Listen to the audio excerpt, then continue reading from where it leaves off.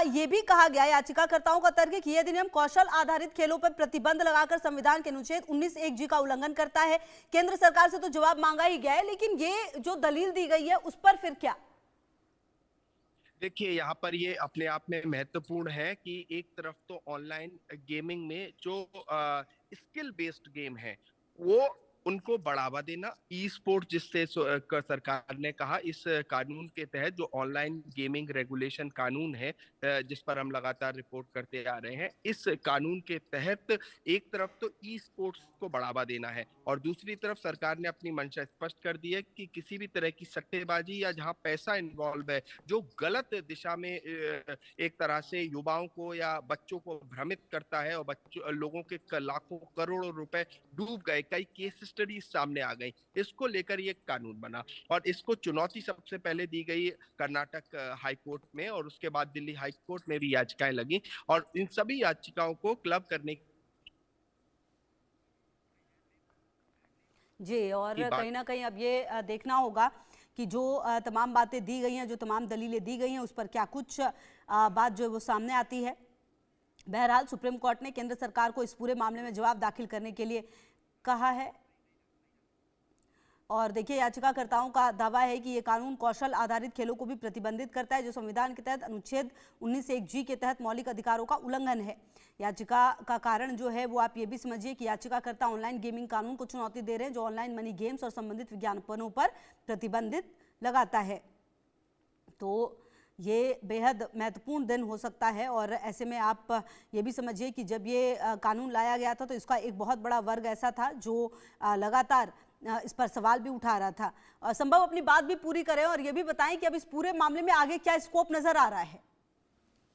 जी बिल्कुल, देखिए एक बार केंद्र सरकार खासकर आमतौर पे केंद्र सरकार की तरफ से solicitor general Tushar Mehta appear होते हैं, तो ये हमें देखना होगा कि केंद्र सरकार इस पर अपना क्या रुख रखती है। क्या केंद्र सरकार किसी भी तरह का जो जिस तरह से ये कानून बनाया है उसमें कोई संशोधन की बात सुप्रीम कोर्ट में कहती है या ये कहती है कि कानून का महत्व क्या है, क्योंकि केंद्र सरकार का जब रुख आएगा और केंद्र सरकार का ये जो कानून है ऑनलाइन बैटिंग पर 2025 का ये कानून है उस पर केंद्र सरकार का क्या स्पष्टीकरण है, क्योंकि जब सुप्रीम कोर्ट में मामला आता है और केंद्र सरकार अगर सुप्रीम कोर्ट में कुछ भी कहती है तो वो ऑफिशियल होता है और जब ऑफिशियली केंद्र सरकार कुछ कहेगी तो वो एक तरह से सुप्रीम कोर्ट इसे ऑन रिकॉर्ड लेगी और ये 2 जजों की बेंच जब मामले की सुनवाई कर रही है तो यहाँ पर तमाम पेटिशनर्स भी अपनी बात रखेंगे कि क्या जरूरत थी, क्या महत्व क्या है ऑनलाइन गेमिंग का, उस पर भी बात होगी। और इसके साथ साथ बात ये भी कि ऑनलाइन गेमिंग में बैटिंग जिस पर इतना विरोध और जिस पर इतनी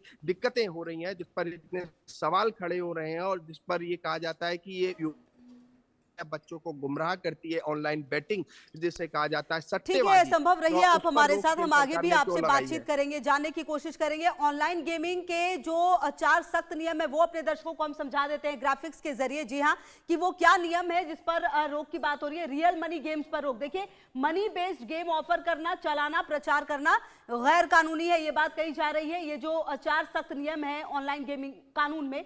दूसरा क्या है? सजा और जुर्माना। रियल मनी गेम ऑफर और प्रचार करने वालों को सजा देने की बात भी सामने आई है। इसके अलावा तीसरा क्या है? इसमें जो सख्त नियम जब बनाए गए तो इसमें क्या नियम रखे गए?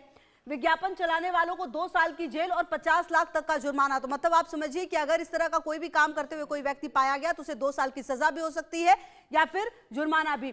खास अथॉरिटी गेम्स को रजिस्टर किया जाएगा, यह भी कहा गया। गेमिंग इंडस्ट्री को जो रेगुलेट करने के लिए अथॉरिटी है वो बनाई जाएगी।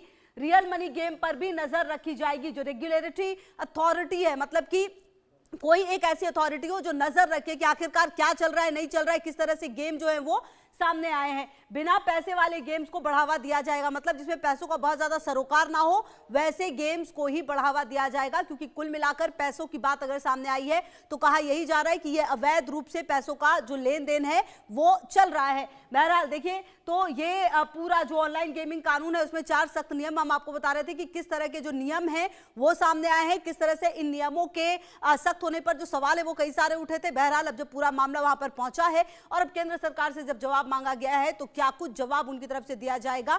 अब देखिए, एक और बात आप समझिए कि ऑनलाइन गेमिंग एक्ट के खिलाफ जो याचिका करता है इसमें क्या मांग है याचिकाकर्ताओं की। याचिकाकर्ता जो है वो ये कह रहे हैं कि आईटी एक्ट की धारा 69A के तहत सभी ऑनलाइन बेटिंग जुआ प्लेटफॉर्म्स को ब्लॉक किया जाए। इन ऐप से जुड़े बैंकिंग और यूपीआई लेनदेन पर तत्काल रोक लगाने पर जो 18 सीबीआई, ईडी और इंटरपोल के जरिए ऑफशोर कंपनियों से 2 लाख करोड़ रुपए से ज्यादा की कर वसूली की जाए। आईटी एक्ट की धारा 69A के तहत सभी ऑनलाइन बेटिंग जुआ प्लेटफॉर्म्स को ब्लॉक किया जाए, ये बात भी कही गई है। और इन ऐप से जुड़े बैंकिंग और यूपीआई लेनदेन पर तत्काल रोक लगाने का प्रावधान लाया जाए। गूगल प्ले स्टोर और एप्पल ऐप स्टोर के निर्देश दिए जाए कि वो सिर्फ लाइसेंस प्राप्त गेमिंग ऐप्स को ही अनुमति दे। 18 से कम उम्र के बच्चों को किसी भी रियल गेम या ई स्पोर्ट्स में भाग लेने की अनुमति ना हो। सीबीआई, ईडी और इंटरपोल के जरिए ऑफशोर कंपनियों के 2 लाख करोड़ रुपए से ज्यादा कर वसूली की जाए। तो ये अगर आप समझे तो ऑनलाइन गेमिंग एक्ट के खिलाफ जो याचिका करता है और जो याचिकाकर्ताओं की मांग है वो रखी गई है। तो अब याचिकाकर्ताओं की जब मांग इतनी सारी सामने आई तो कहीं ना कहीं कुल मिलाकर अब आप ये समझिए कि अब देखिए ऑनलाइन गेमिंग कानून को 3 हाईकोर्ट में चुनौती दी गई। Club boom, 11 sports, head digital works and Karnataka high court में कानून के खिलाफ याचिका डाली गई है। Online carrom platform Bagheera carrom ने भी दिल्ली हाईकोर्ट में याचिका डाली है। तो ये जो अब सब कुछ जो है वो सुप्रीम कोर्ट में है, क्योंकि अब सुप्रीम कोर्ट ने कह दिया कि जो तमाम याचिका है वो यहीं पर सुनवाई होगी और यही वजह है कि तमाम याचिकाओं के साथ ये जो 3 याचिका है इसकी भी सुनवाई सुप्रीम कोर्ट में भी होनी है। और ये देखिए संभव की भी मौजूदगी लगातार हमारे साथ है। संभव देखिए कहीं ना कहीं ये देखना होगा कि आने वाले समय में किस तरह से अब सुप्रीम कोर्ट इस पर फैसला देगा, क्योंकि जब ये बिल लाया गया था, जब ये कानून बन रहा था तब भी कई सारे सवाल उठे थे। तब भी ये कहा गया था कि आखिरकार इसको लाने का औचित्य क्या